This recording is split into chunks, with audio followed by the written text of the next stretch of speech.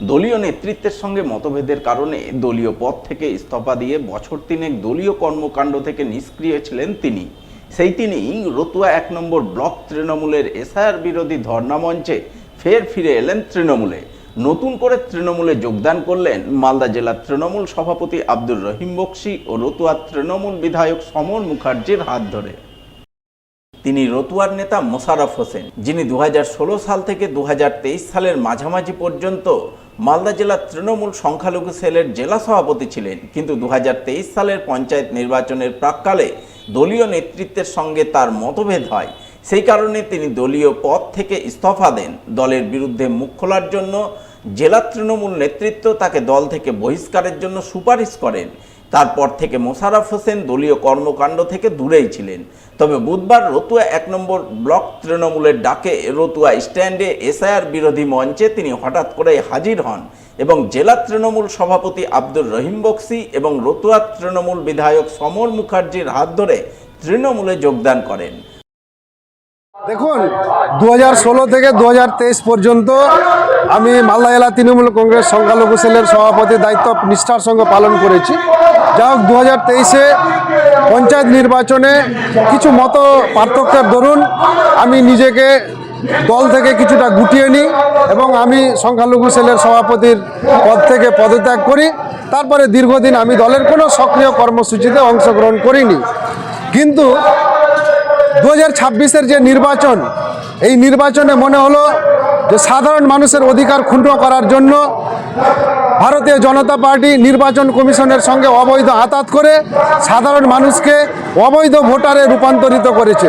আমাদের রাজ্যে প্রায় ৬০ লক্ষ ভোটার এখনও বিবেচনাধীন, অর্থাৎ ভোট প্রক্রিয়া সম্পন্ন হওয়ার আগে যদি তাদের ভোটার লিস্টে নাম না আসে তাহলে তারা এই গণতন্ত্রের উৎসবে সামিল হতে পারবেন না। তো দেখলাম যে তৃণমূল কংগ্রেস সাধারণ মানুষের হয়ে যেভাবে আগে কাজ করেছে বর্তমানেও কাজ করছে, সেই জন্য বিজেপিকে রুখার জন্য আবার মনে হলো না, এখন বাড়িতে বসে থাকার সময় নয়, আবার তৃণমূল কংগ্রেসের হয়ে মানুষকে ঐক্যবদ্ধ হয়ে বিজেপির বিরুদ্ধে লড়াই করার জন্যই আমি আবার পুনরায় দলে ফিরে আসলাম। আমাদের কর্মসূচি প্রাক্তন সংখ্যালঘু সেলের সভাপতি মোশাররফ সাহেব তৃণমূলে যোগদান করলেন এবং উনি যোগদান করাতে প্রায় ৫০ লোকরাই যোগদান করলেন। ওতে তৃণমূলের হাত শক্তিশালী হলো এবং এই সাম্প্রদায়িক শক্তি বিজেপিকে রক্ষার জন্য মোশাররফ সাহেবের আমাদের দরকার ছিল। আমরা আজকে খুব গর্বিত, আনন্দিত।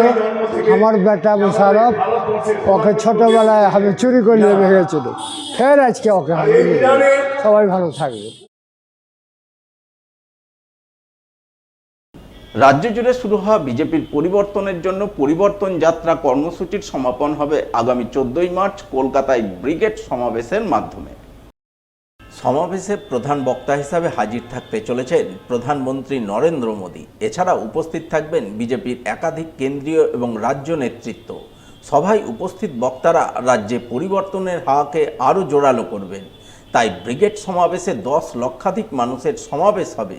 বুধবার পুরাতন মালদার ছাতিয়ান মোড় এলাকায় অবস্থিত বিজেপির উত্তর মালদা সাংগঠনিক জেলার প্রধান কার্যালয়ে বসে এমনটাই জানালেন উত্তর মালদার সভাপতি প্রতাপ সিং, বিজেপি নেতা শ্যামচাঁদ ঘোষ সহ অন্যান্যরা।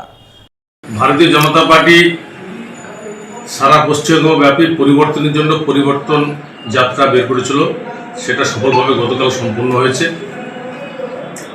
আগামী 14ই মার্চ ব্রিগেড প্যারেড গ্রাউন্ডে সারা পৃথিবীর নেতা যশস্বী, ভারতবর্ষের যশস্বী প্রধানমন্ত্রী নরেন্দ্র মোদীজি আর নেতৃত্বে এক বিরাট জনসমাবেশ হবে। উদ্দেশ্য হচ্ছে পরিবর্তন। ভারতীয় জনতা পার্টি আমাদের 9টা বিভাগ থেকে 9টা রথযাত্রা, পরিবর্তনের জন্য রথযাত্রা, সেটা সমাপ্তি ঘটেছে আমাদের মালদা বিভাগে বৈষ্ণবনগরে সভার মাধ্যমে। আর পুরো রথযাত্রার সমাপন হবে আগামী 14ই মার্চ ব্রিগেড প্যারেড ময়দানে।